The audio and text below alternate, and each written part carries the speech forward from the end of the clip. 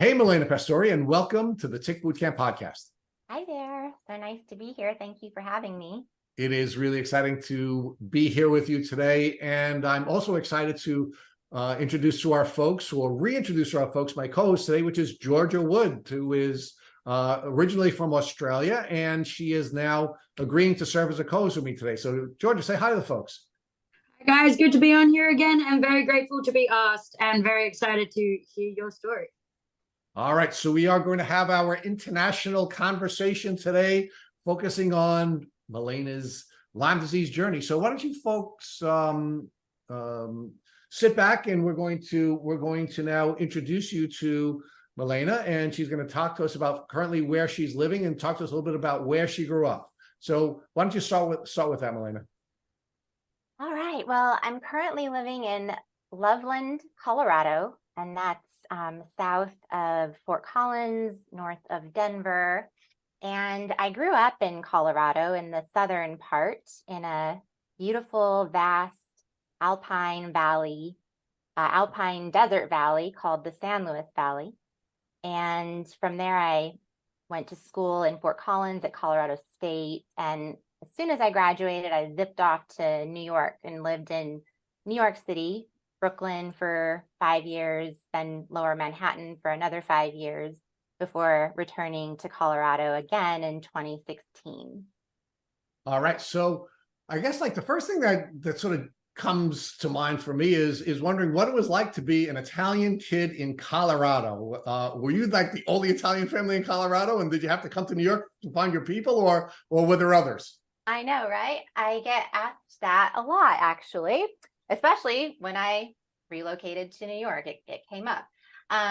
My father's family were Italian immigrants. They settled in Boulder in an area called Sunshine Canyon with a few other Italian families, and kind of made this little community there. But of course, I grew up several hours away from Boulder. So there were a few other kids in my school, that had Italian heritage, but definitely when I got to New York, I was with my peeps. And, when I was living in Lower Manhattan, I was basically right in Little Italy. I lived in Nolita, which means north of Little Italy.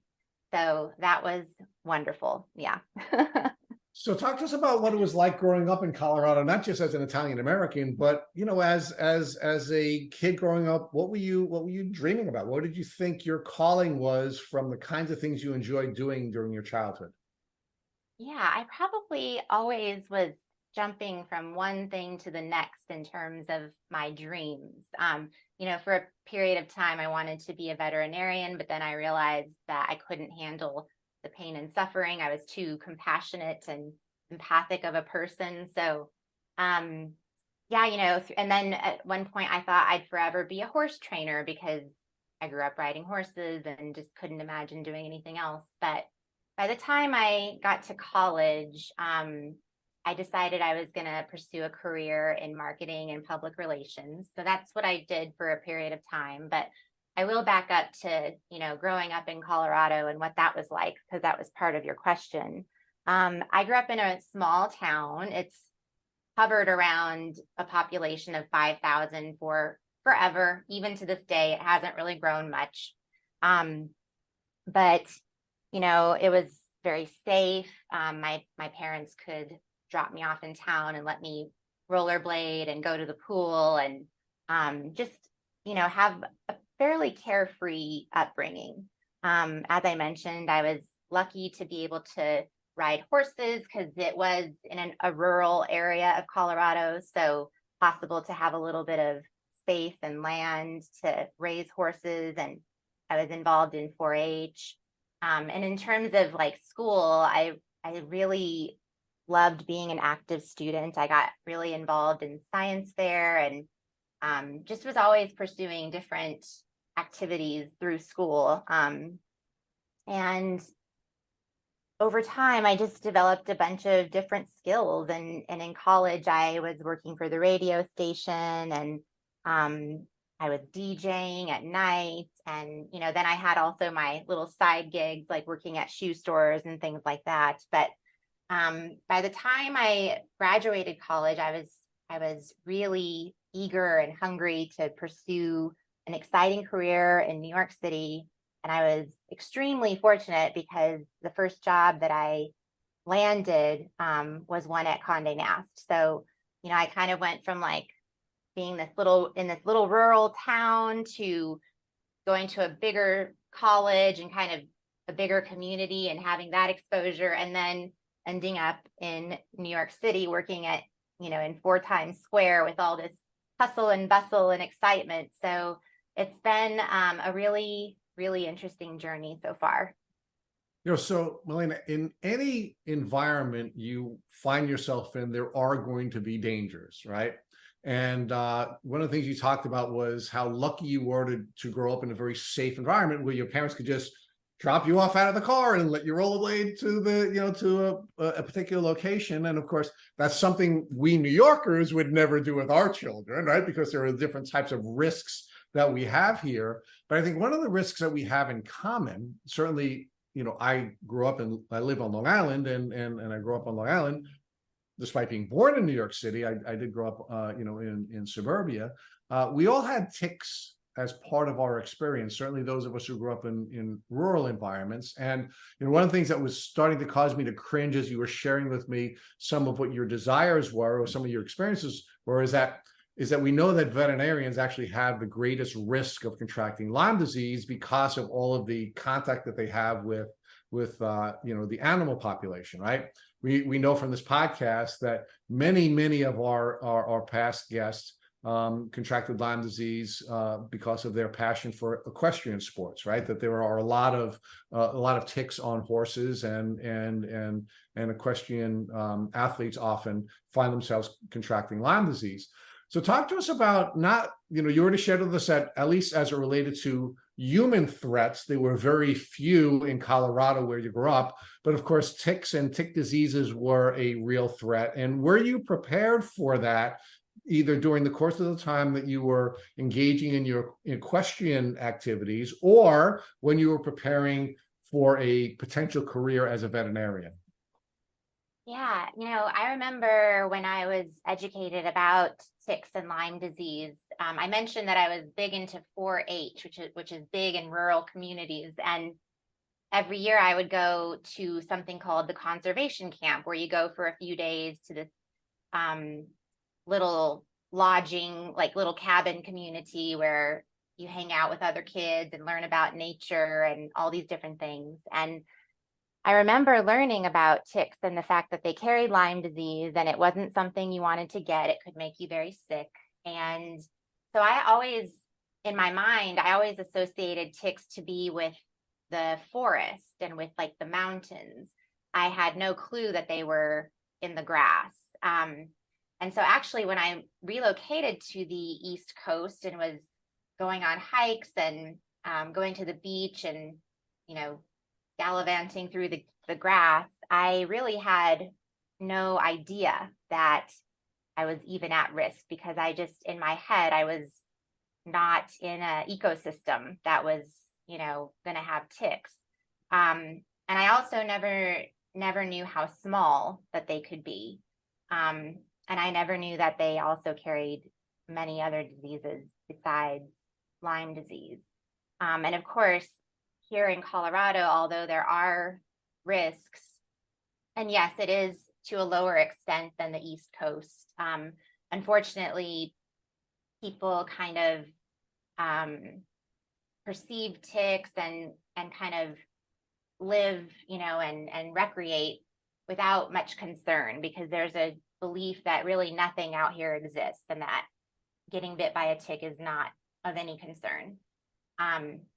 And so, in my experience, I was bit by a tick at quite a young age, but I didn't even know that had been a tick, because in my mind, I remembered it as being an earwig. And I had other people in my family tell me that earwigs do attach. And it wasn't until 2020 that I was sitting outside and this little earwig crawled up my leg and pinched me, and it fell right off my leg. And in that moment, I thought, that was not an earwig that bit me all those years ago. And I don't know if it was an adult that told me it was an earwig or if that was just the way that my mind remembered it, because I have a very vivid memory and I still have a scar right here to this day where Where you were bit by the tick. where I was bitten. Yes. And it was in Boulder, Colorado. And I was playing in my grandmother's yard where we would run in the grass and, climb trees and all this. And there was a bug on me that I couldn't wipe off, and I remember starting to panic. And I remember all my cousins gathering around me as my grandmother took out tweezers and a match, which the old school way of doing things, which we now know is not the good way to do it. So it wasn't until all those years later that I realized that that was my first and only known tick bite. I could have been bit on the East Coast unknowingly. And I do have some memories of some things that could be potential, moments where I got rebitten out there. But it wasn't until all that time later that I realized what had happened, because that, and we'll speak more about epiphanies, but that was when the epiphanies, as you go through this journey, you have all these moments where you have lots of epiphanies like downloading. And because at that time, that's when I started developing these super debilitating migraines, the type that make you blind, vomit, you can't stand, your head feels like it's in a vice. Like I remember wishing for death as like a 5 and 6 year old. And I remember getting sick during, at school. And I remember getting sick on family vacations. Like we were at Disney World and I got a really terrible migraine and my parents had to come back from an activity they were supposed to be doing to like rescue me. And yeah, so, just this lots of epiphanies. And at that point, it's impossible to say if that's when I contracted Lyme specifically, but I did contract something, like no doubt. My life started changing dramatically after that. Okay, and we're gonna build out the Lyme piece of this and what it means to contract Lyme and how our body harbors this and our immune system can manage it. Well, let's walk it back a little bit to 4-H, right? Because we here in New York do not have 4-H. I don't know what 4-H is. I've heard about 4-H, but what I think is really cool about 4-H is it is an educational program, right? And we largely find 4-H in rural communities. And you did receive at least an awareness of ticks and tick diseases from 4-H. And the reason I want to focus on this is there is a huge difference between awareness and actionable awareness, right? So you were in a program that was teaching you about agriculture. You were in a program where they introduced you to ticks, and you're in a program where they let you know that this was something that you should be aware of, but it wasn't actionable to you, right? I mean, you didn't have at that point an epiphany about a prior tick bite. And then when you left the Colorado frying pan and you came to the New York fire, where we have ticks everywhere, despite having the educational information you had, you didn't have the ability to protect yourself from being reinfected. Right. Yeah, there is very little knowledge about what to do properly. There was, especially when it comes to prevention, just the importance of using prevention and doing very thorough tick checks, what to do if bitten, what to do if you start to get sick. And out in New York, it wasn't a topic of conversation amongst my friends when we would go on hikes, go to the beach, go camping. I was more concerned for my dogs than I was for myself. And I was applying things incorrectly. Like I remember I was going to hop the train to somewhere upstate. My mind, sometimes things blur together, but I was headed somewhere upstate, probably like Bear Mountain or something like that.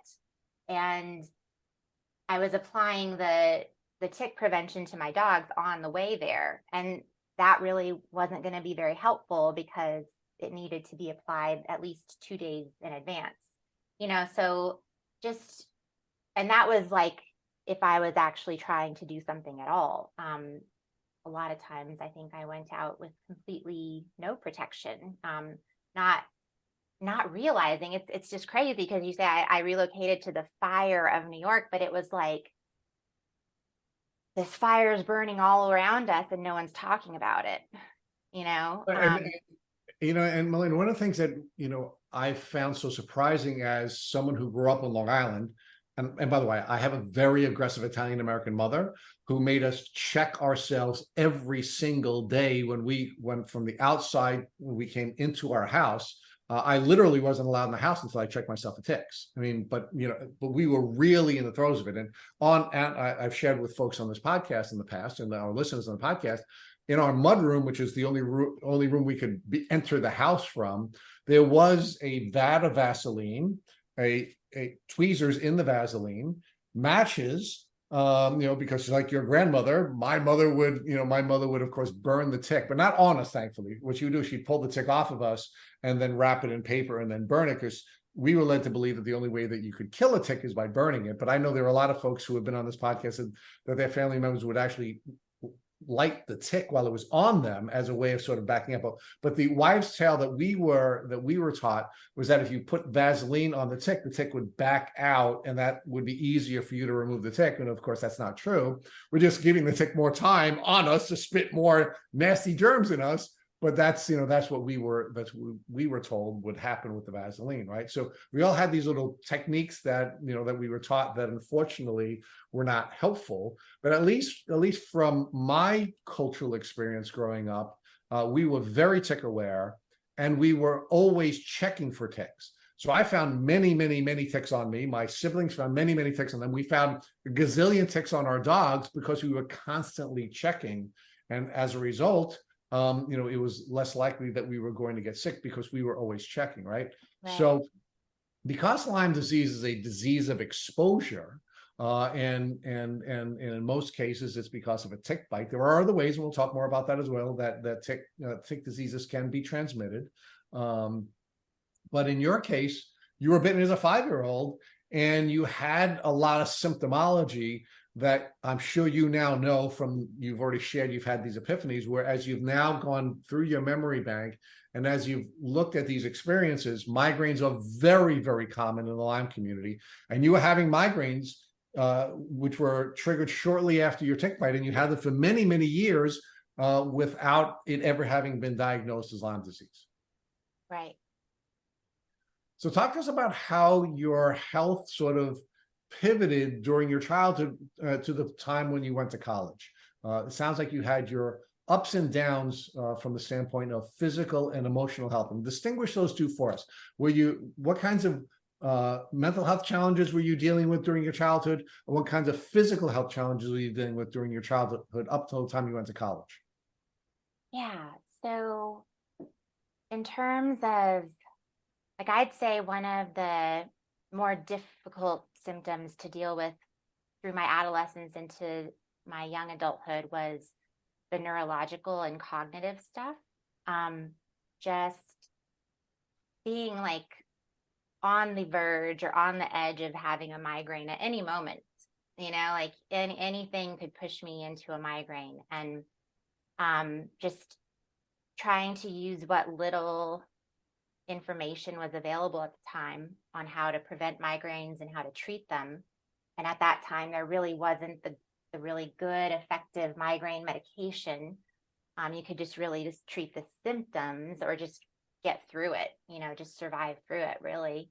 So that was difficult, with school. And like, as I mentioned, I was very, very active. So like when I would do science fair, it would be stressful because I could possibly get a migraine, and it would like make me incapable of participating in the science fair, which was like really important to me. And same thing with like all the sports and everything like that. But my physical health was a little bit more manageable at that time. I was going through what I would just say is like strange things, like weird bouts of fatigue, complaining of not feeling well, but not really understanding how to articulate it. And then my emotional health and mental health, I started to deal with things like probably starting my freshman or sophomore year of high school. And that's when I just started to experience like anxiety, depression, just feelings of like overwhelm. And sadly, that really continued to spiral, as time went on. And I never really got the right help for that. So that component of everything got quite bad. And that probably got really bad before my physical health got bad later on. Yeah. But give us some more details about the emotional challenges that you were trying to manage. You said you had anxiety. What did the anxiety look like? Meaning, did the voice in your head constantly, say things to you that caused you to believe that you were going to be in a threatening environment? What did the depression look like? And how was your family reacting to your emotional challenges? Meaning, were they giving you help, or were they just trying to just help you through it? Yeah, I think through the years, I didn't mention much to my family.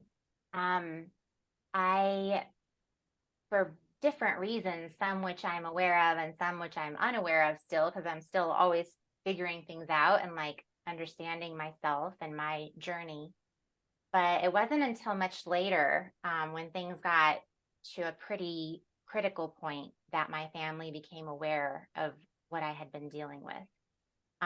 So it was really something I kept to myself, because I think when I had tried to open up about it to different people, like maybe a friend or something like that, it didn't go very well. And I ended up feeling worse. I regretted opening up about it. So then I think I just chose to keep it to myself. And it is something that can be very difficult to articulate. So there's that part of it too. And of course, if people haven't been through it, it's hard for them to understand it also.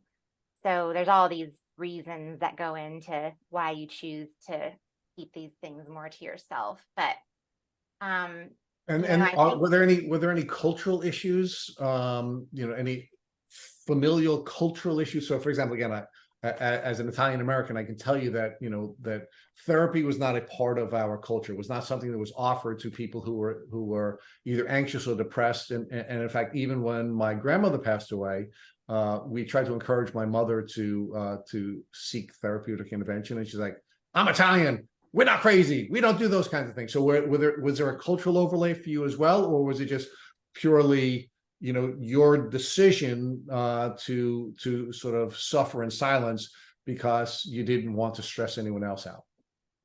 right. I think it wasn't so much of a cultural influence on my family per se, even though my family isn't an emotional type of family. But there's definitely not any negative stigma about these things. Like, my family is very understanding of what needs to be done in order to work through things. But I would say maybe it was just more society at large. And also just kind of feeling like this was something that once you share it, you can't go back, and unfortunately, we live in a world where you get labeled with things. And mental health has really transformed and evolved, and it's much more open and accepting currently. And I think a lot really happened in the past, say, 5 years, especially. And back at this time, it just still wasn't something you could really safely open up about. And yeah, I honestly, I really will need to sit and think about, like, what are the reasons I kept it to myself so much, because I realize that I still don't fully understand that. But probably part of it was shame, a lot of shame. Yeah. So let's talk about anxiety, because I want to challenge you on one of the things that you said, which is that that if you haven't had it, you don't understand it. And I'd argue that every single human being is anxious. Every single human being has had to manage anxiety. But let's first define anxiety. One of the one of the personal development folks that I've studied argues that anxiety is suffering in the present for a future imagined event, and that our brain is a binary brain that has survival software and our mind is just constantly looking for threats. And what happens is, when we are not aware of the way our brain works, our brain is going to be looking for threats, and if it can't find threats, it will imagine threats, and that's what will cause us to be anxious. Do you accept that definition, that anxiety is suffering in the present for a future imagined event that's triggered by our survival software, or would you define it differently? I believe that's one part of anxiety, one manifestation of it, or one root cause of it. Yes, anxiety can be very, very attached to our thoughts, which I'll get maybe a little bit more to that in a second. But one thing I was really noticing with myself is that I was experiencing anxiety, like sensations of anxiety, increased heart rate, sweating, nervousness, even when I didn't have any thoughts happening that were related to it. And the best way I could describe it is if you drank way too much coffee. Even a very healthy-minded individual with very healthy mental health, if they drink too much coffee, it can trigger anxiety. And then if they attach a thought to that, then it can manifest into almost a panic attack, because you've got these two things interacting. And unfortunately, throughout my life, I had a lot of material to give the anxiety. So I would often have, go down spirals where a thought or thoughts could be attached to it. But I was also experiencing what I would just describe as a physiological anxiety, where chemistry was changing in my body for seemingly no reason, or just out of my control, waking up in the middle of the night with your adrenaline just pumping crazy, or having really intense panic attacks while you're sitting at your desk at work.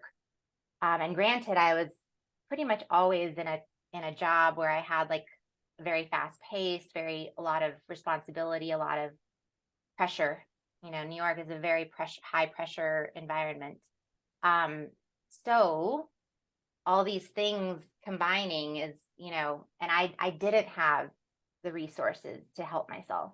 I was doing my best, but as we know, it kind of takes extra effort and trying some different things. And I was still very much focused on work, and just, we live in a world where we're just, with any issue you deal with, there's this quick fix so that we can stay working, whether it's painkillers, coffee, alcohol, whatever it could be. And I was losing the ability to figure things out, and it was kind of this slow deterioration over time until I sort of just bottomed out.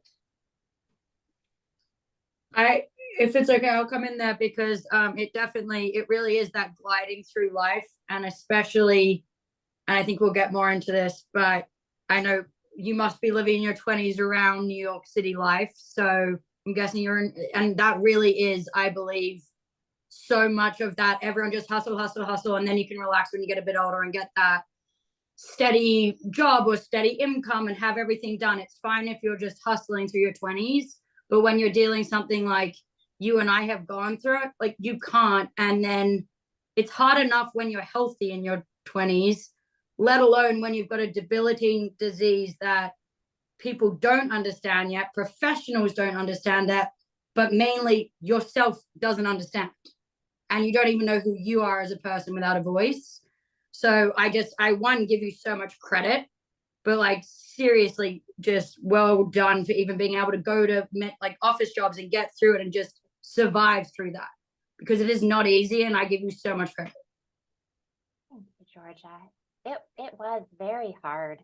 It was a very harsh world, very cutthroat,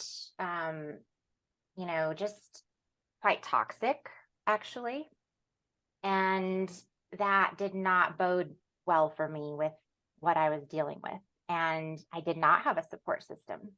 I did not have a support system anywhere. um, so, that's when I look back on things, and this is the help of friends who have helped to show me, like, I am strong.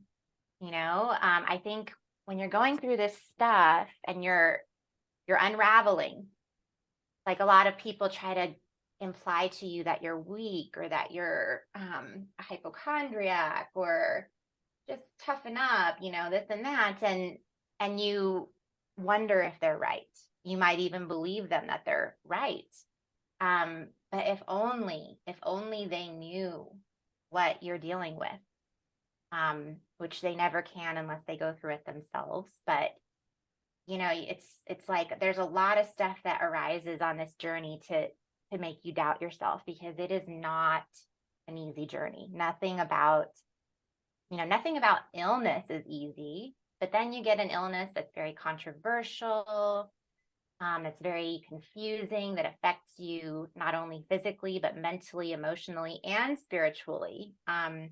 It is a very, very difficult journey. And, that's why it's so important to just do our best to surround ourselves with the right people. I do. Right. Sorry, And continue.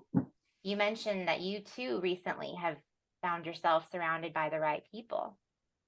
And I think that's something we definitely talk about, because we can be our supporters for ourselves. And it sounds like you've got a little dog too.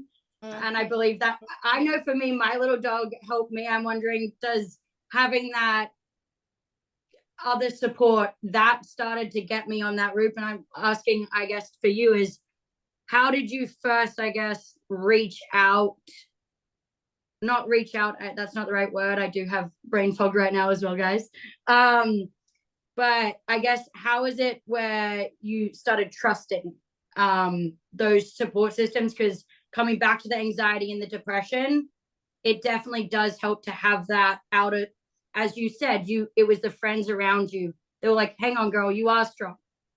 You were actually really, really strong. And you can say it as much as you want to yourself, but it also does, it's always nice to have someone tell you that and remind you that, especially with something like this. So I guess it's less of a question, but how would you suggest people to test how they trust those friends or relatives or whoever, doctors? Yeah. It's a tricky question. It is. And, I have to be very honest that most of my journey was quite alone. It's only been recently that I have connected with healthy people who are capable of supporting me the way that I need to be supported. And, I've always had a lot of compassion for others, because, people need to try harder to get it. I agree with that. Right? They do. Like, there is some onus, but at the same time, it is a very difficult thing to understand. And quite frankly, not everybody has the skill, right? Yeah. Like, not everybody has what it takes to show up for people who are going through this very complex, bizarre, difficult thing.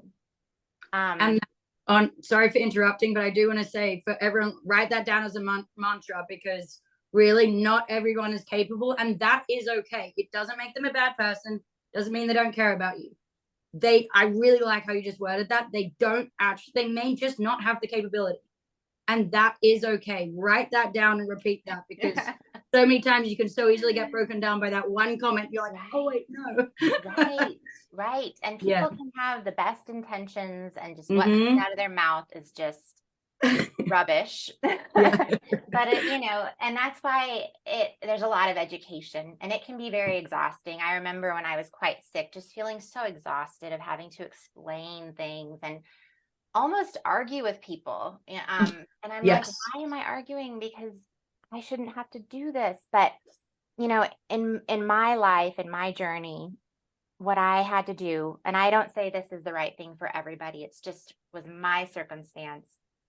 I just had to kind of like separate myself because Okay. a lot of people who stepped in to help me, unfortunately, they ended up causing more harm than good. Yeah. And I just had to like protect myself, really. And that was just my circumstance. Yeah. That's just the way that's just the way timing worked for me. I had just left one place and came to another. I didn't know many people. I don't have a large family, so it's just the way it worked. And it just gave me a lot of time to figure things out. And it was not easy. And I had to figure out like creative solutions to things. And um,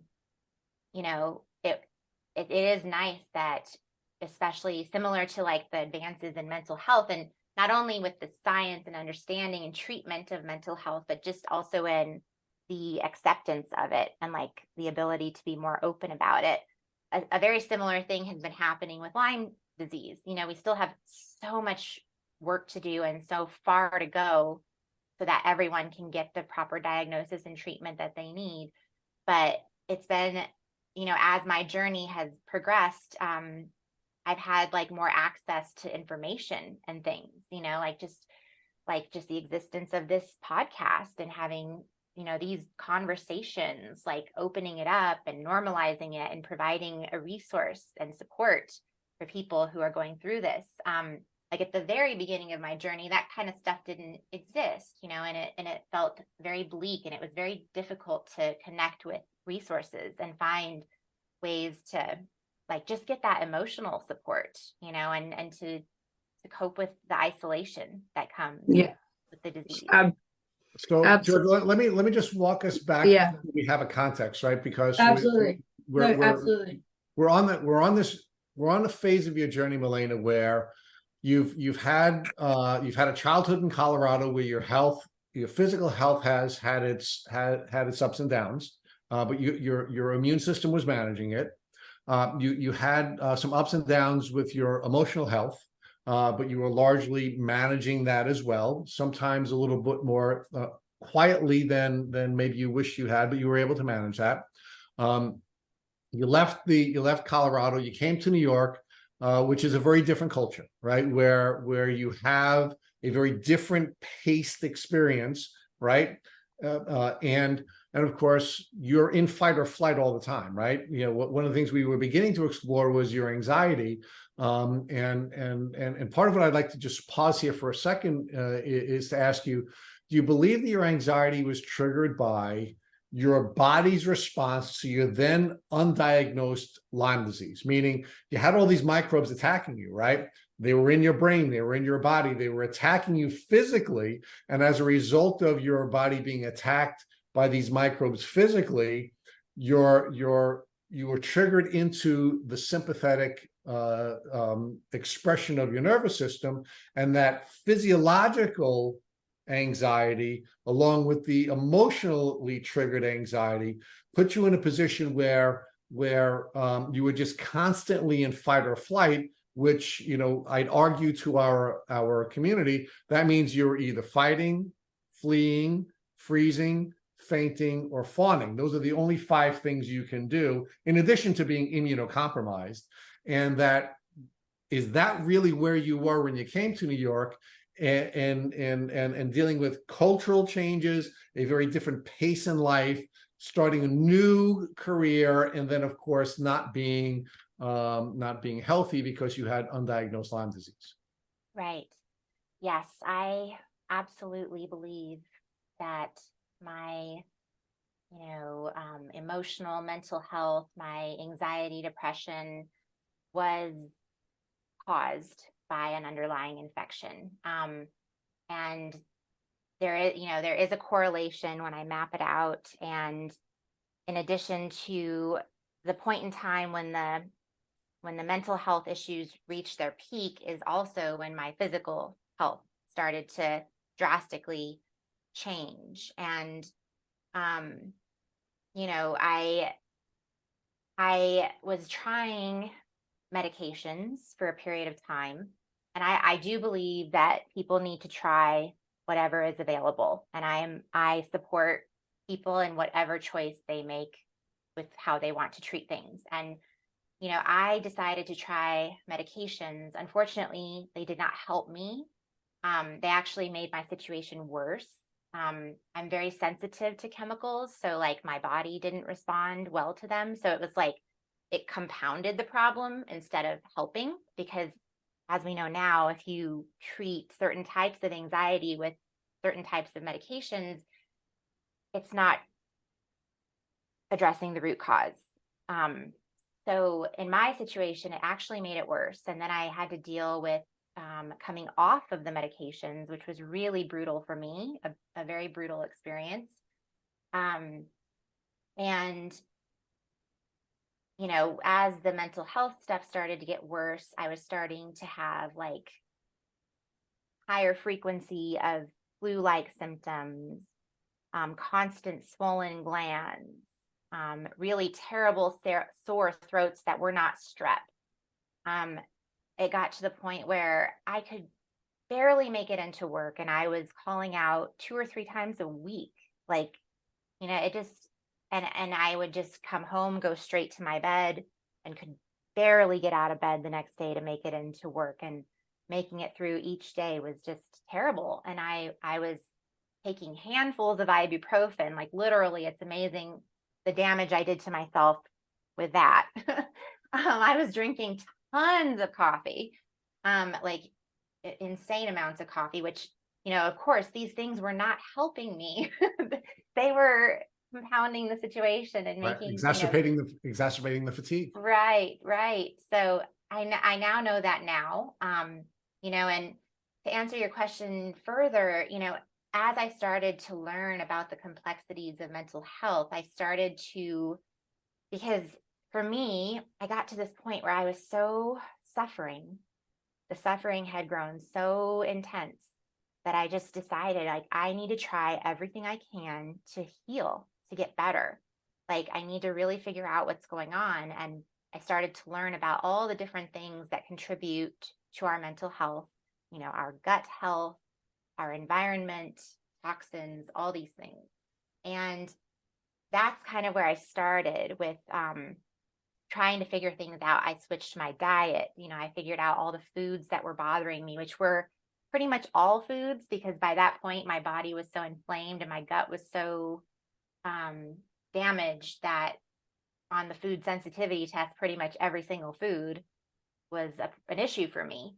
And it was quite a journey, like as I began to make all these changes, I was so desperate. So I needed to see improvements with my health, and it just wasn't happening. Like, if anything, I was continuing to get worse, which was, very conflicting and very like disappointing for me.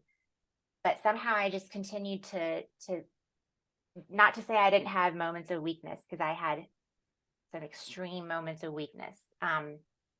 But I just kept focusing on figuring things out, just continuing to educate myself, which was hard because I couldn't really think straight. It was very hard to read. It was very hard to have conversations, to understand different concepts at times. But I was able to grasp on to just enough to keep going.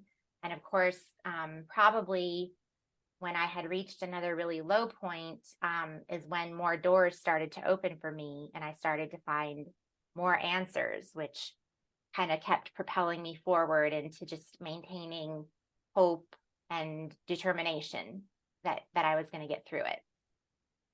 So I want to ask you 2 more questions before I let Georgia take you through the diagnostic journey. How old were you when you finally were diagnosed with Lyme disease?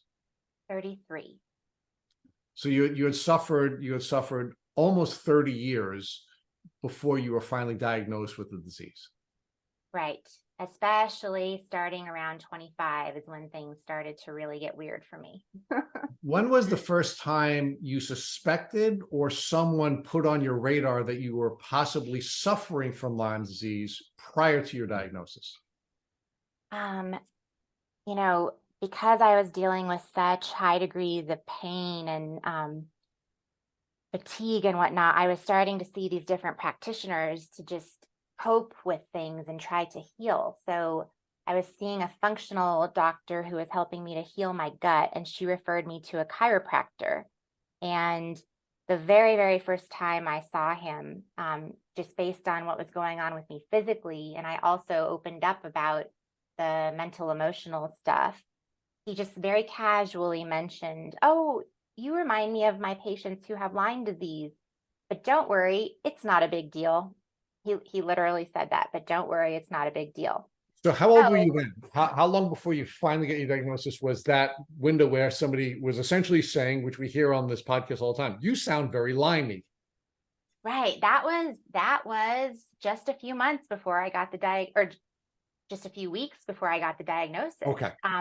Yeah, so it was, I had relocated back to Colorado thinking that being here and just resting would just be all that I needed. I made all these changes to my lifestyle, just really started to tap into like living a healthier life, more balanced. But I just kept getting worse and worse and worse. It was almost like the harder I tried, the worse I got.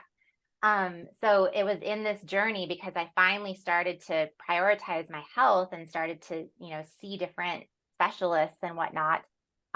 So I went right back to that functional doctor who was just about to run a panel of other tests on me and explained to her what he had mentioned. And she's like, "Oh, we'll tack on the Western blot." Well, there was two miracles there. It's like one that the chiropractor mentioned that because it's kind of a strange thing to mention to someone, and he could have thought it but not said it, but he chose to say it.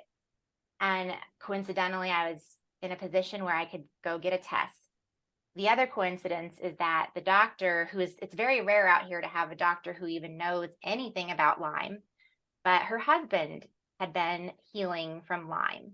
So she was familiar with the testing and all that sort of thing, even though it wasn't her area of expertise. So when the Western blot came back, according to the CDC, I wasn't positive, but she knew that there was those two bands that we all know now have the controversial bands of the IgG testing.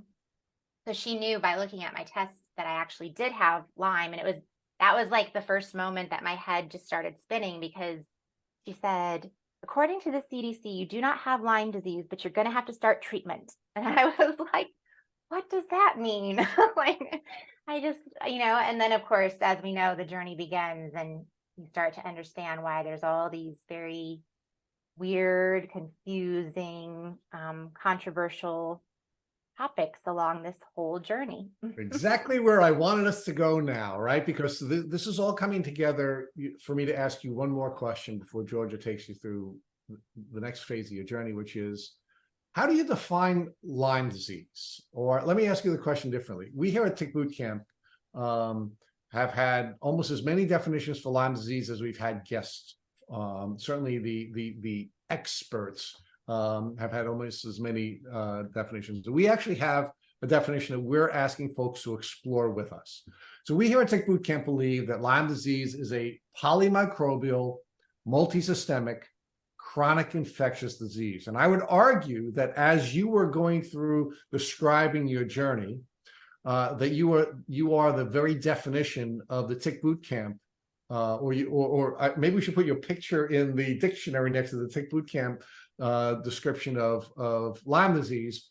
But again, I don't want to charm you by saying that. I want your reaction. Do you believe that we are correct in describing Lyme disease as a polymicrobial, multisystemic, chronic infectious disease? Yes. I think we could get really specific and we could say that it is only Borrelia burgdorferi. But we know now that there's multiple strains of the Lyme bacteria. And we know that there are also various other tick-borne diseases, which can often be umbrellaed or encompassed within Lyme. Each of them has unique characteristics. They've even discovered that very specific strains of Borrelia are more prone to making someone more prone to the mental, emotional. Well, certainly. So really, so you're, again, you may be agreeing or disagreeing with me, but so the CDC definition, of course, is Borrelia burgdorferi. That is Lyme disease, and it could be acute, and it could be chronic, and it could be, they have all these, all these other things. We're arguing absolutely not. It is never one bacteria. It is never one strain of one bacteria. It is polymicrobially, and you're right. Different symptoms certainly have been connected with current research to different strains of Borrelia, but then of course we have many other microbes such as Bartonella, right? And we talk about Bart rage and the impact that that's having, which is again a different bacteria, right? We have Ehrlichia, we have Anaplasma, and the list goes on, and we know that a tick could harbor as many as 200 different microbes, many of whom we haven't even identified. But so my question to you is, do you adopt the CDC definition, or do you like our definition better, that it's polymicrobial and not just one strain of one bacteria? I adopt your version of that, and it's a very similar perspective that I have developed over time. And one thing I'll say quickly is that whether this name Lyme disease is going to evolve into something else, because things always evolve, right? Whether we just start calling it tick-borne illness, which is catching on more and more, vector-borne disease, this and that. Let me make sure I turn something off really quick. One reason it's important to kind of develop some sort of broad term that does encompass all of these polymicrobial manifestations, as you put it, is because the testing is so complex. And let's say someone gets bit by a tick and it happens to not carry Lyme, but it carries all these other things, like we still need to test for all of those other things. And the urgency to start treatment is very similar. The prevention is very similar. So I think that even just there's reasons to start looking at it differently in terms of the polymicrobial component, because there's so much weighing on that. That is very much related to the diagnostics, and just better understanding how these microbes behave in general. Let's talk about the multisystemic piece of it, because you described almost every part of your body, suffering from various symptoms at different stages. One of the reasons why doctors would often argue that people were not really physically sick, but emotionally sick, because they had various symptoms at different times, right? And in your experience, you had very different symptoms. When you were a child, you had migraines, you had all kinds of other fatigue-related symptoms and other kinds of physical symptoms, right?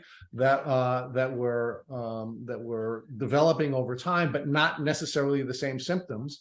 So do you believe that, based on your experience, that it is in fact, and you also shared with us, you had the emotional and the mental health components as well, not just the physiological components. So do you adopt our description of the definition of Lyme disease as multisystemic? Absolutely. I think that it starts with immune issues and inflammation issues, and then those just cascade, affecting everything else. Like nearly every system of your body ends up affected in some shape or form. And you can experience a myriad of different symptoms, and some can come and go, some maybe come once and never come back again. And then, I think when a lot of people really get taken down is when all these symptoms are happening simultaneously, really intensely. And, it's like as though the physical and, pain, like as though the pain and the other physical types of symptoms aren't bad enough. On top of that, you're kind of losing your mind. And reality is not as you used to know it, or, the world becomes a very, very different place. And I would just say that I believe the mental, emotional symptoms, although the physical ones are terrible and agonizing, the mental, emotional can be really the worst, because it's just it's a very agonizing experience to go through, like the mental, emotional anguish that the disease literally causes. Like, even if you're not going through some sort of thing in your life, that's worth grieving, that sort of thing, this disease makes you experience those feelings Right, because so of how it affects your nervous Milena, system and your brain. do you believe that the disease, either in its manifestation physically or as the bugs are in your brain, are changing your neural pathways and changing the way that you think? That's part of it for sure. There are, similar to it, everything changes our genetics, right? The food we eat, the environment we live in, our genetics change over time. Diseases change our genetics, and they change. A disease like Lyme disease changes our pathways, as you've mentioned. And there's also other things compounding it. You've got detox issues, like when our liver, spleen, kidneys, pancreas are overloaded with toxins, that makes you feel terrible too. And it can make you really irritable and have, mental, emotional stuff. So you've got all these layers of things. For sure. So, I mean, so you all of your systems are breaking down, you're becoming toxic. And then ultimately we get to the last piece of our definition, which is chronic infectious disease, right? So it's a infectious disease that's causing your entire system to become toxic, and it ultimately overloads your immune system, which is why you become chronically ill, right?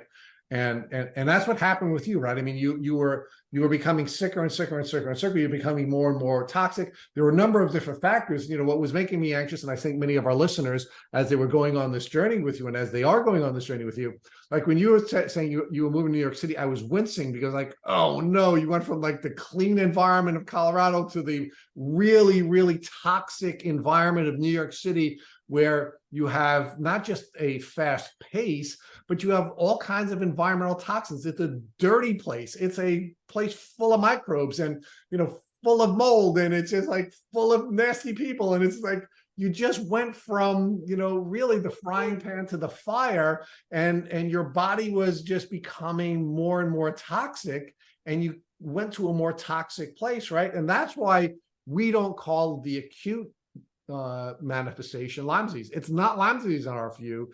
It's only chronic illness that's Lyme disease. Now, right, we can make the argument, Milena, as some have, that we should divorce from Lyme disease, right? Dr. Alan McDonald, who's one of our mentors, has argued in both writing and on this podcast, we should be divorced from the term Lyme.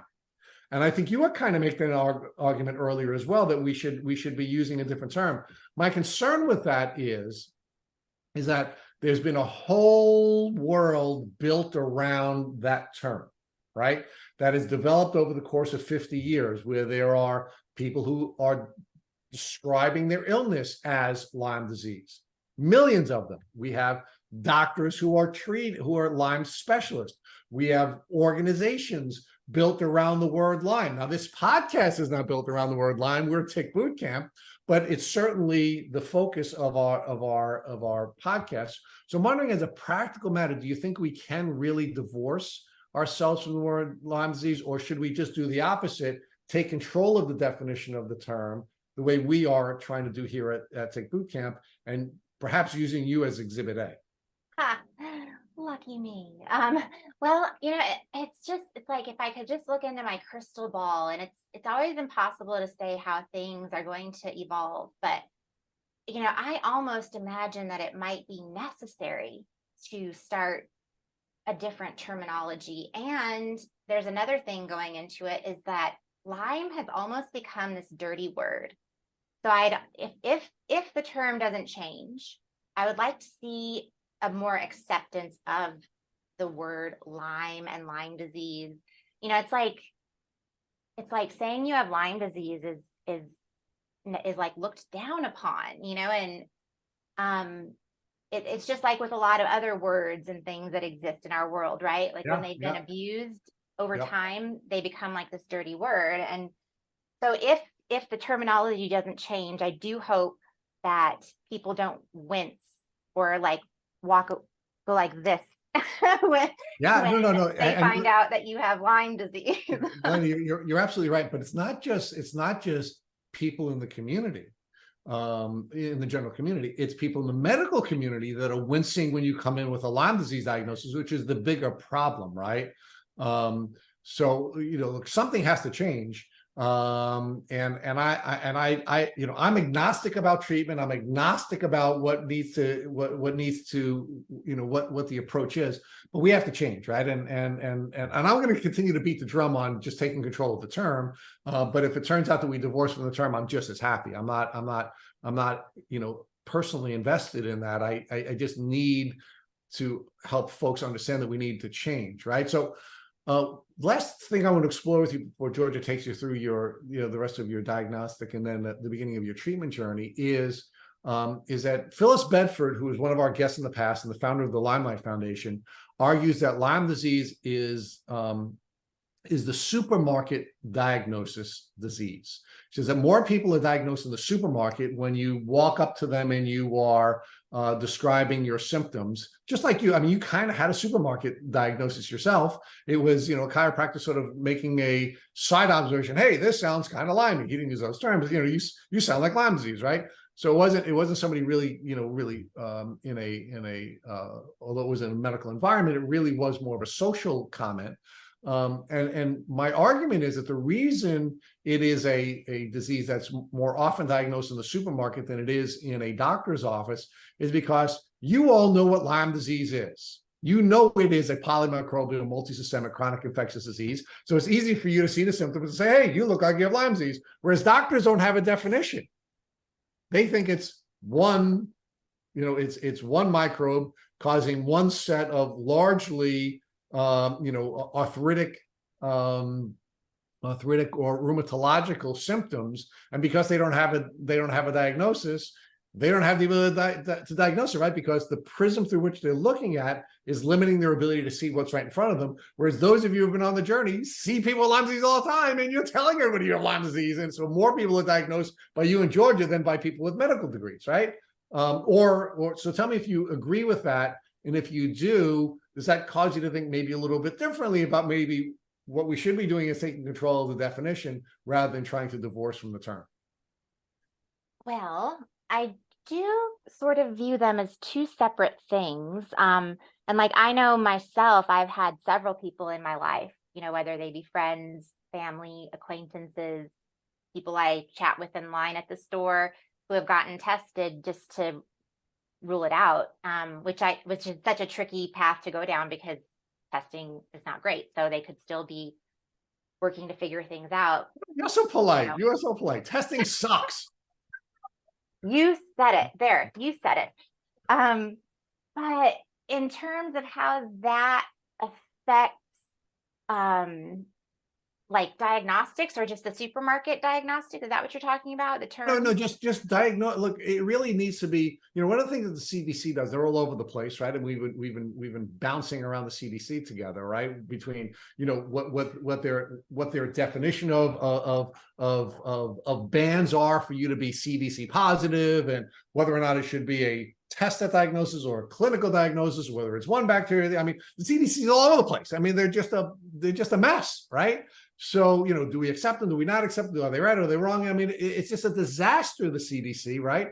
So rather than sort of focusing on what they are using as definitions, let's just stay focused on what the community is doing, right? Because you in Georgia have a better capacity to diagnose people with Lyme disease because you've been on the journey and you know what it is. And that's why you're pointing it out to people in the supermarket, right? So, I'm arguing that if we can open up the prism through which medical professionals are looking at their patients, they're more likely to diagnose people with Lyme disease if they have a definition like the one that I'm arguing, rather than coming up with a whole new term and a whole new way of getting folks to think.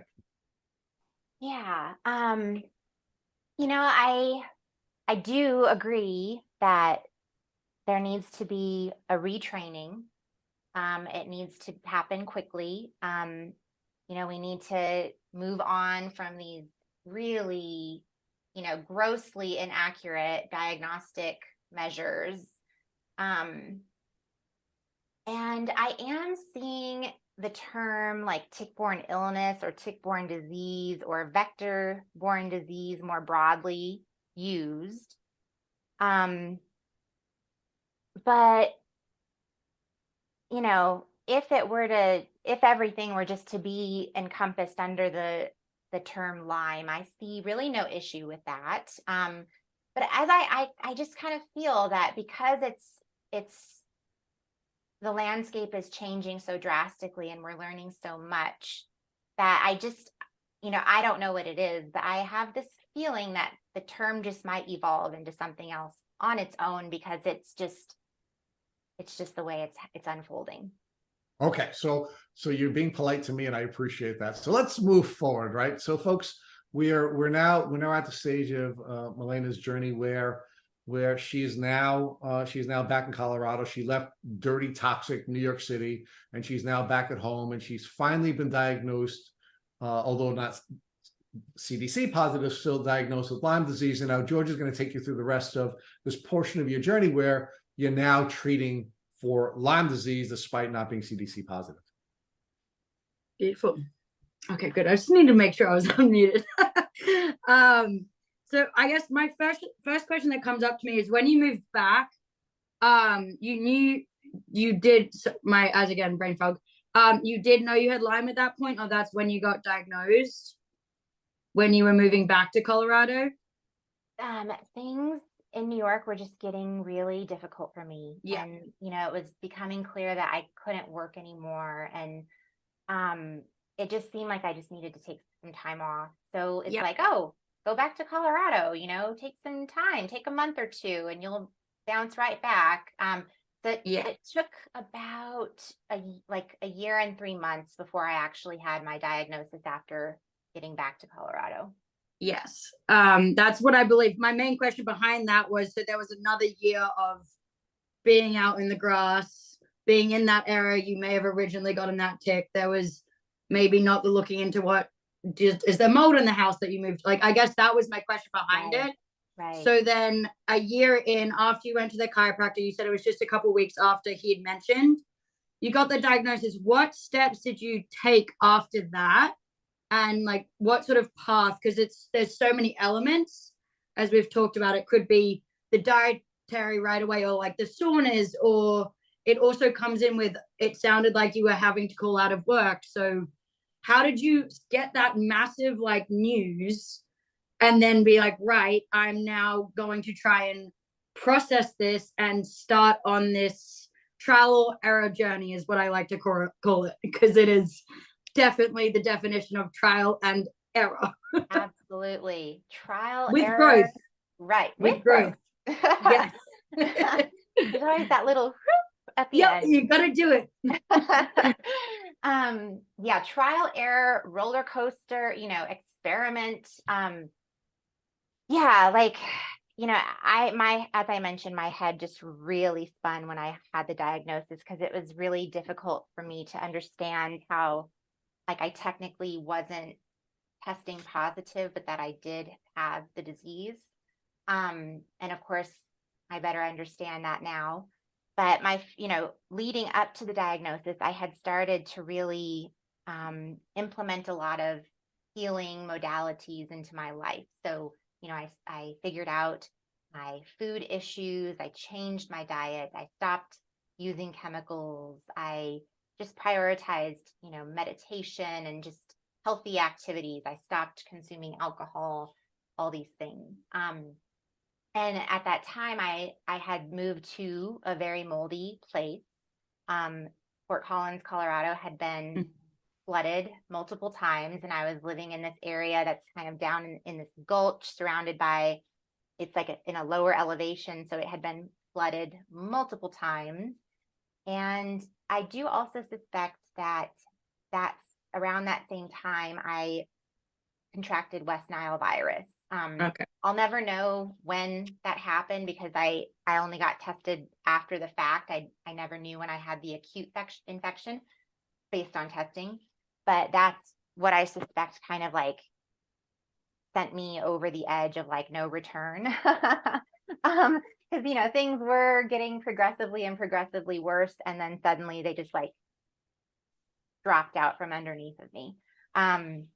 If you But don't mind me asking, and you can definitely say it's stupid, like when you say dropped out, I know you also said you had quite a small support system, if anything, if anyone. Were you doing most of this research and self-healing, apart from the 1 or 2 doctors you're working with, pretty much by yourself?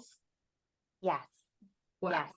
And Yeah. the first couple of doctors that I worked with were willing to help me, and they had good ideas and whatnot, but neither of them were Lyme literate by any means.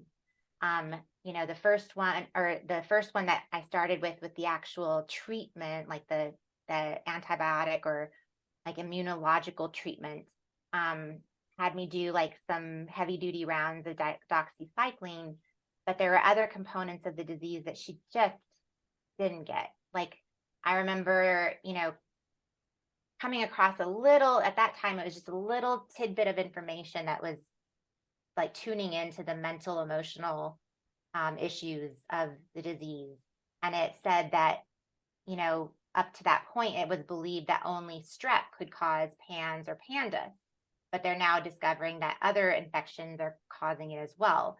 So I remember going to her with the article and saying, this is what's going on with me. This is what's going on with me. So she had me take a strep test, which came back negative. And she literally told me, no strep, no pandas, like emphatically. So, they each kind of took me as far as they could, which wasn't far. I had like a major relapse after my first round of treatment. But to answer your question, I was going through it alone. I was driving myself to my appointments, going through, sleeping all day to insomnia for days, and then just the differences in the sleep and the energy, and just where I had worked myself into, because as I was getting worse, I didn't know what was going on. So I think I developed a lot of self-blame. I think I figured that whatever I was going through, I caused. I deserved it somehow. So because of that, in this unfortunate way, I really closed myself off. In addition to the fact that not a lot of people in my life at the time were capable of stepping up to support me in the way that I needed. Thankfully, I had support in terms of covering my living costs and paying for my doctor's bills. And I didn't have uber fancy doctors, but as we know, this treatment's not covered by insurance. So a lot of it was out of pocket. And so there was ways that I was getting support, which I'm so grateful for. But yeah, unfortunately, I was on my own for different reasons. And one just being that it just was the better route for me to go. No, absolutely. And I truly believe with everyone's Lyme journey, we all have things in common, but we also very much, all of us are so different. And I really do believe it is what's happening in your life. That does, because stress triggers mainly on sides. I definitely, after you've done that, you said you did the big dose of antibiotics and then it got really bad after that.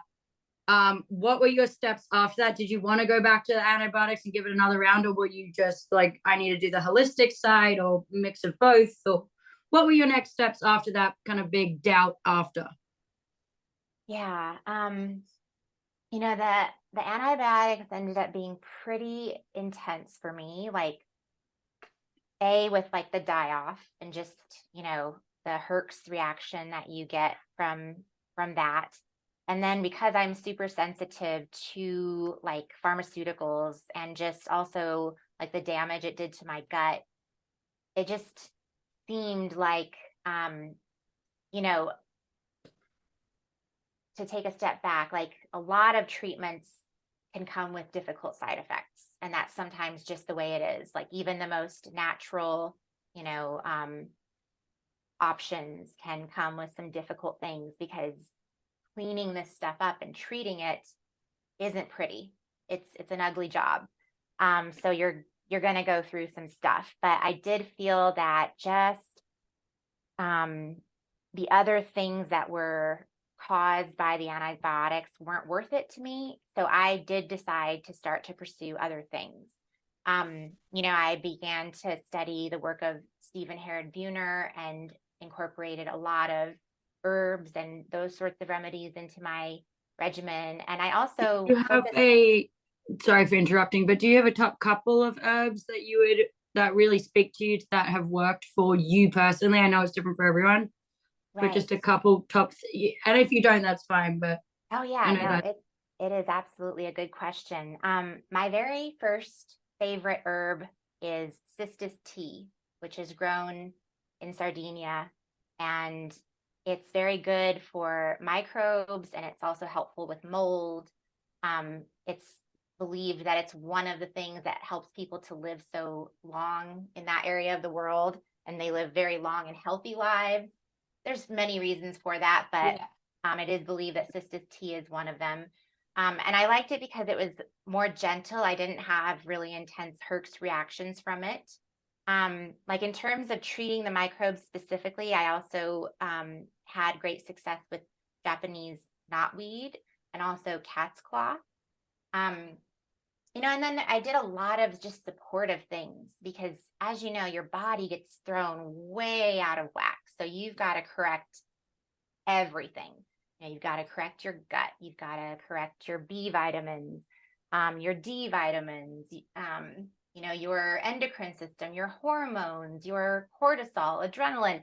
So just a lot of supportive therapies to also just rebalance myself and give myself the strength, just give myself like the foundation of strength to endure the battle and the journey.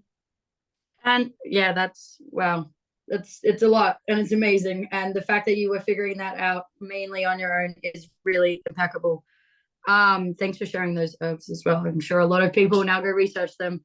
I guess out of the less putting in your body, but what you're doing externally, like saunas or going into the hyperbaric chambers, or I guess IV is going into your body, but think you're understanding what I'm saying. Yes. I'm hoping.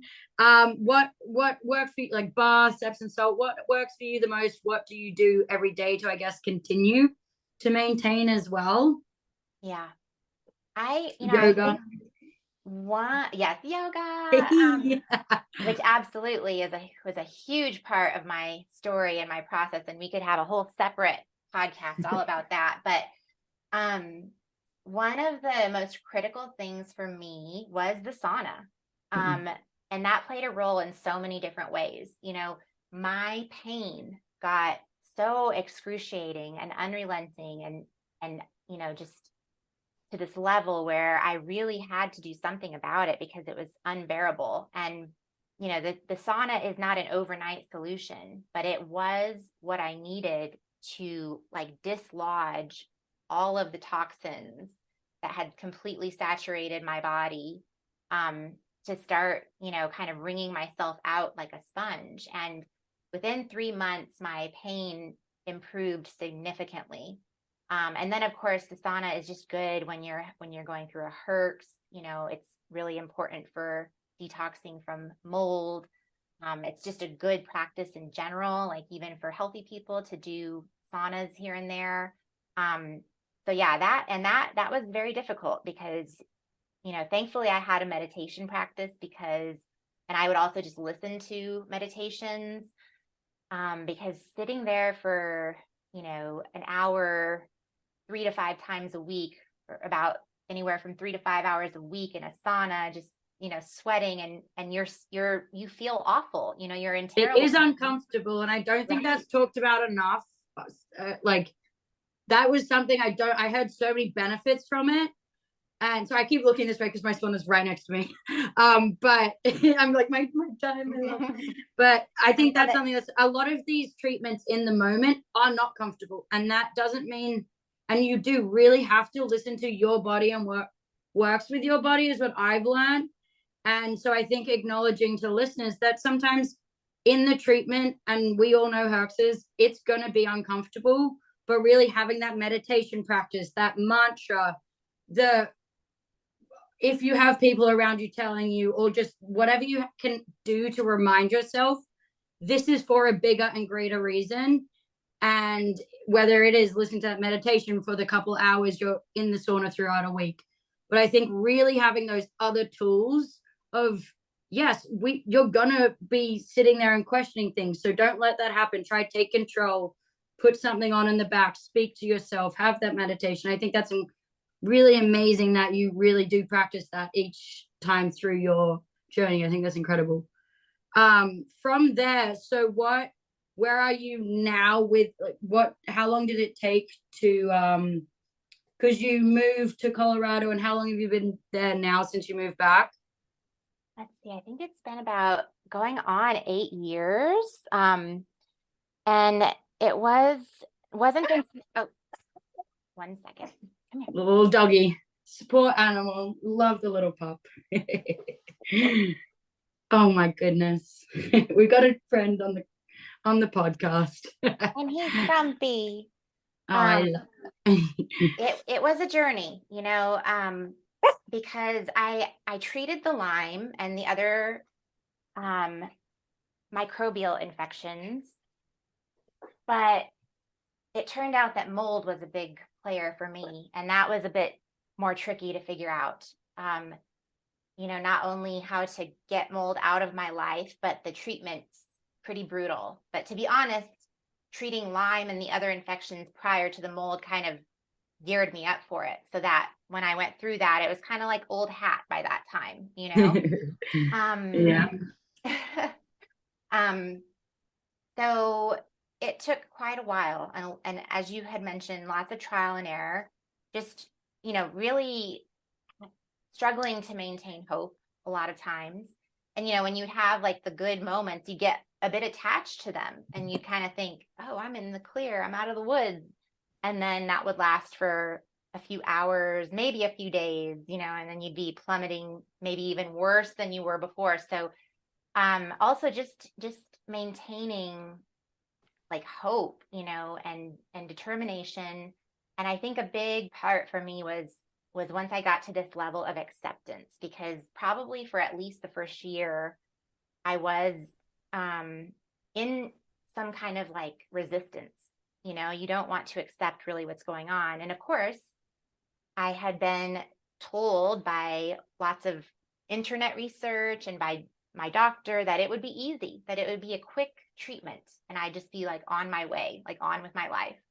And that just wasn't the case, So it did take like taking a big step back and just continuing to try things and rotate things. And of course, finding the right doctor was a huge, huge piece. And so coming with that, I guess for me, and for everyone, to summarizing, I guess, what treatments work the best, and would you have done them in a different order? Would you have, if you knew what you knew kind of now, sorry, I just dropped my glass. Would you do it in a different order? How would you approach this in a different way? If you could, if you would, what would, I guess, your different steps be, if so? Yeah. I think for me, everything worked out the way that it was supposed to.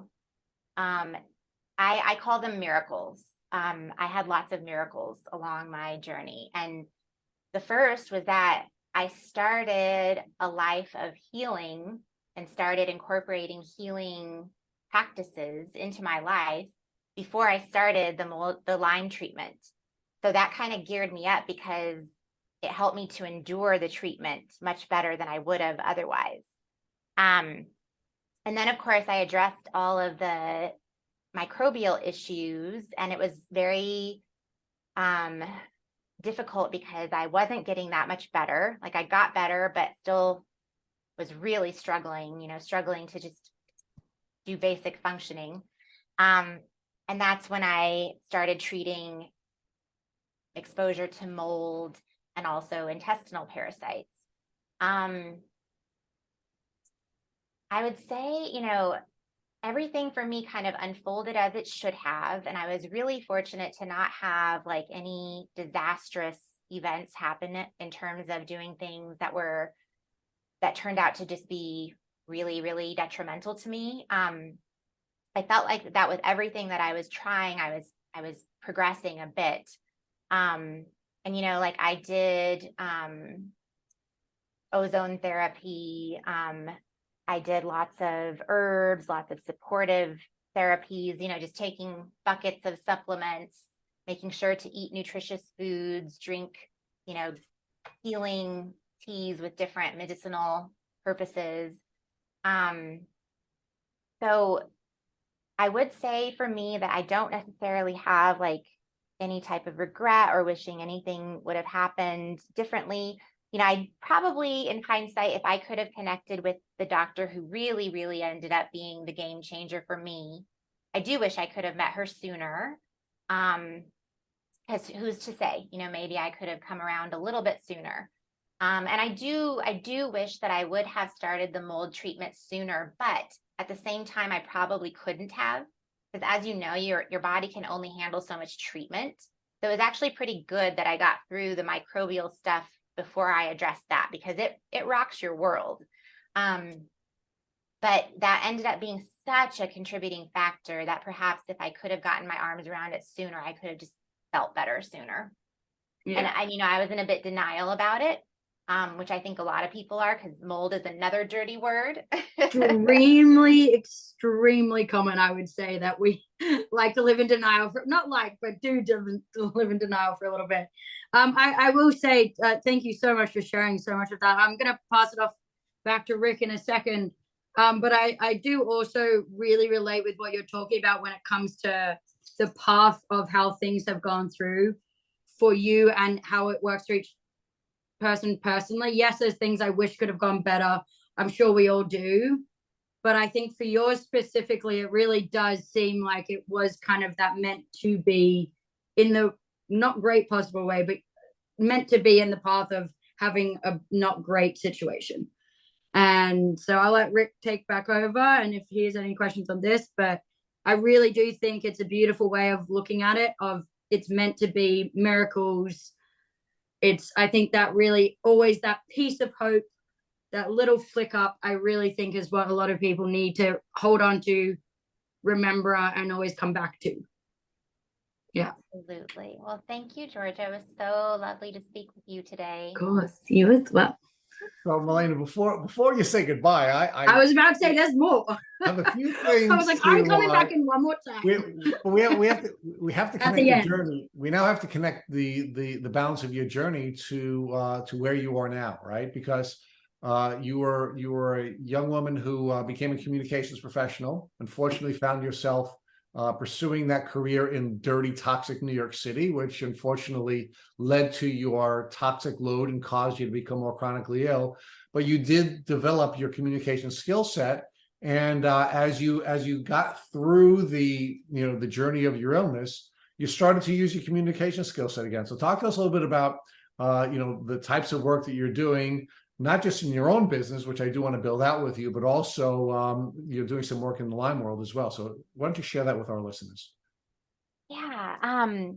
So, I had to take about 3 years off of working, unable to work at all. And then I started to be able to take on a few hours here and there. And I was really fortunate to be referred to work with one of the top Lyme organizations that does a lot of work in the advocacy and fundraising realm, and has funded a lot of research and been a pivotal player in a lot of changes to legislation and just overall education and awareness. So I helped them with their website and writing different articles based off of research that's coming out. So it really has been good for me because it helps me to have my finger on the pulse in terms of all of the new incredible advances in different areas of the Lyme landscape. It also just gave me a sense of purpose and helped connect me to fellow Lymies, and just also tapped me into a channel of hope, knowing that there are people out there working tirelessly to, help and support and make changes for Lyme patients. So that was another miracle, another blessing. I've had many blessings on my journey. And let's see, like late 20 or early 2021, I think it was. Yeah, the spring of 2021. I was just very eager to start putting to practice my different yogic studies and skills. And, you know, it had been something I dreamt of doing back in 2017, but had to put the plan on pause.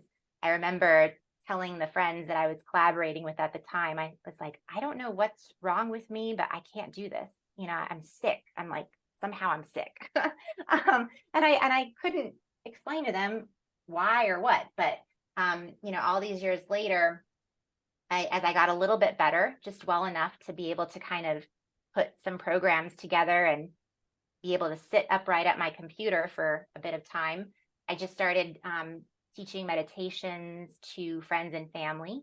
And we would get together every week. And we did so consistently for about a year and a half. And that was a great thing for me to do because it was very forgiving. Like I could cancel at the last minute if I wasn't feeling well. If I showed up feeling terrible, and they would just be very patient with me and, you know, just be there to support me.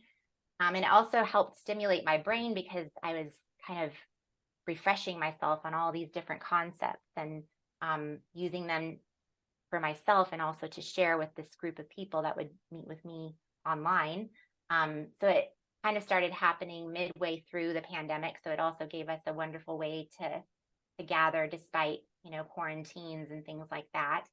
And through that, I started then teaching yoga to friends and family. And one of my dear friends who I was teaching to happens to be an advocate in the Lyme space and invited me to teach for one of her support groups, a Colorado-based support group. So I got to teach a couple of groups of people. And then that kind of, you know, snowballed. And I always planned on having a yoga business, and I was starting to develop this idea of teaching yoga specifically for people with chronic illness and, you know, even more specifically Lyme disease, because that's like the community that I come from. But I kind of had to get things buttoned up a little quicker because things just started happening. And I actually like had to have a website. I had to start implementing some processes and like scheduling and get some group classes on the schedule because things just kept progressing. So now, you know, I have like a Facebook page and Instagram. I'm connecting with new students all the time. And yeah, like, you know, I've now launched a little online yoga business called Soul Tribe Yoga Collective. Most of my students are dealing with Lyme disease. Most of my students happen to be based on the East Coast just because, you know, that is where there's such a large population, where it's such an issue. But I do work with students nationwide. So I have students in several states, and the yoga is just very, very, very gentle. I've just taken my experience and a lot of what I learned through my own journey, as well as the different studies that I've undertaken to create something that is just very supportive and very healing. And, you know, many of us are not only dealing with the physical symptoms, but we're dealing with a lot of stress and overwhelm. So a lot of my techniques are also designed to just really help people cope with that component of, you know, this battle that we're facing on a daily basis. It's really beautiful the way you've taken this very challenging set of circumstances that you had to manage, and you're now serving the community in two capacities. One, purely as a communication professional, where you're helping one of the top Lyme disease organizations in the world to communicate with other people that need their help. And then you're also using your communication skills and you're coupling them with your passion for yoga and the experiences that you've had through using yoga to help you both physically and emotionally overcome these challenges to now help other people. And this has really become the very definition of who you are now, somebody who is a healer by using her communication skills in two different arenas. Absolutely. Yeah, everything really came full circle. And, You know, I absolutely love what I'm doing looks like, and I love the people that I'm connecting with. And you know, we all have different circumstances and our stories are unique, but as Georgia had implied earlier, like this journey also connects us, and we also, there's a lot of overlap and a lot of things that we can understand amongst each other because we've actually shared the experience. So it really has come full circle, and I'm just really excited and eager to continue the journey. And it is really exciting, again, as somebody who's just been blessed to sit on the outside and watch you heal, is that you've also become someone who understood that that being alone only enhances the disease and makes you more vulnerable. And you've also now become someone who is bringing people together and creating a supportive environment, knowing that that's what's necessary to heal. So that's just another beautiful part of your beautiful journey. So again, thank you for all of that, all that you're doing, and thank you for sharing all that with us. And with that, you've been kind enough to spend almost 2 hours with us, so we are going to wind down. And again, it's another tribute to how well you're doing, both of you, because you've been both very, very sharp and very, very capable, despite spending a couple of hours together talking about this. Right? It really is wonderful that you're both so far along in your journey. And with that, George is going to ask you the final question. The Yes, very I last am, question of this very long and very beautiful podcast. Agreed. I think the one I'm actually going to target this a little bit more to a certain kind of community, young women and just women all around. We definitely already live in a world of being shamed, guilted, judged, questioned. If we act certain one way, we're always labeled. And I like how you use those. We already have a couple dirty words working for us. Now we also have mold, Lyme, etc.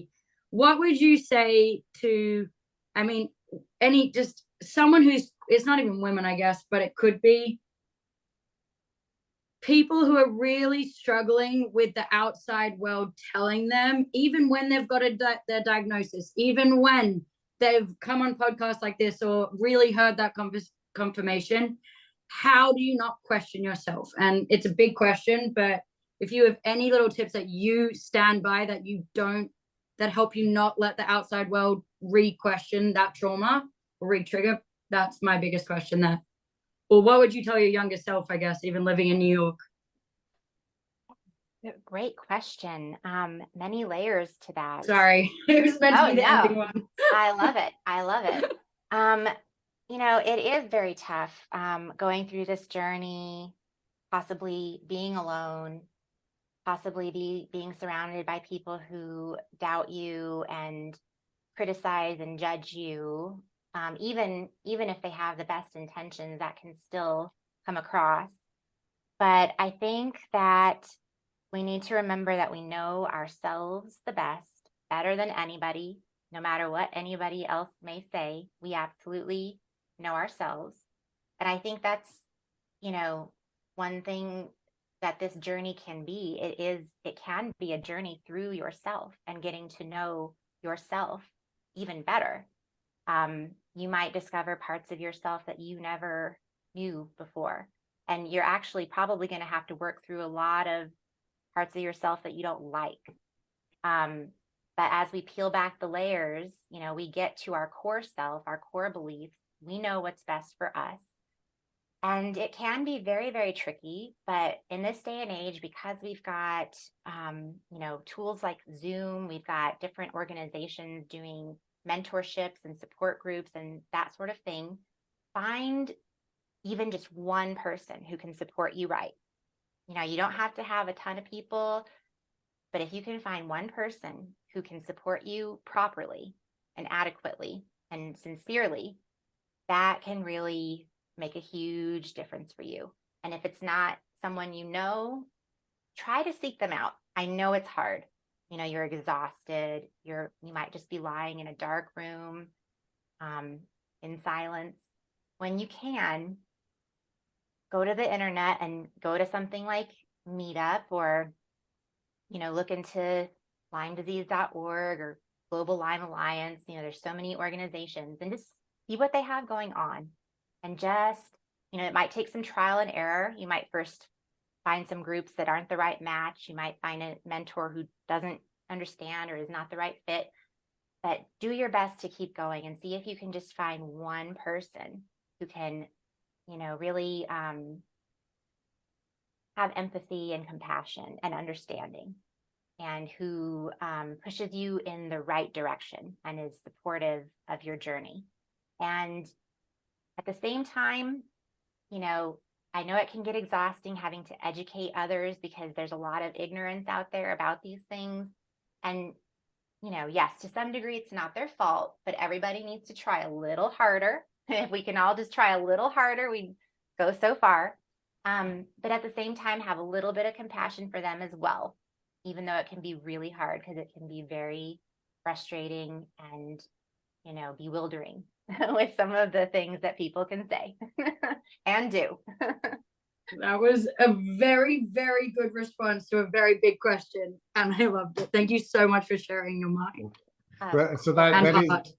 that is the perfect way of ending this podcast, with the perfect question and the perfect answer. So, Georgia, thank you for serving as my co-host on this edition of the Tick Bootcamp podcast. And Milena Pastore, I can't thank you enough for spending so much time and sharing so much of your journey with the good folks here in the community known as Tick Bootcamp. It was so wonderful to sit down and have this conversation with you. I could do it again. Let's have another one tomorrow. We'll definitely have to have a follow-up. Maybe we'll make the follow-up a more yoga focused podcast. That would be so fun. Beautiful.